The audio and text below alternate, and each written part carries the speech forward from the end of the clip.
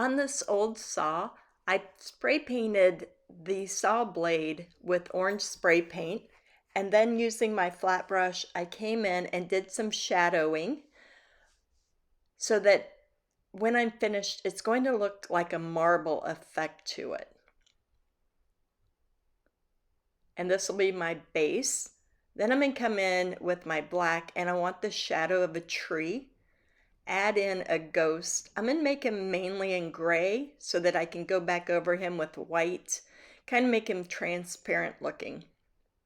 So a second ghost is added. Now I want to get the silhouette of a haunted house behind here. You could do this first and then put your ghost over the top of it. I want the ghost to look like it's coming out of the window.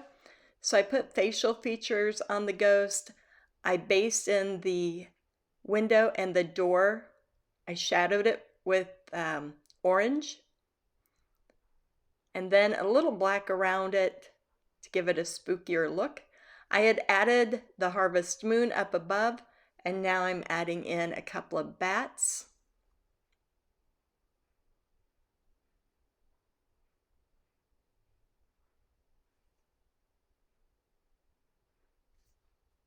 And then for the handle, I had already base coated it black.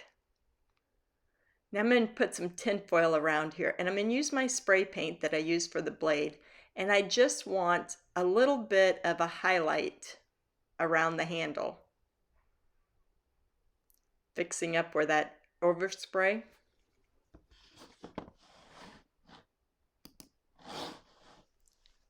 Yeah.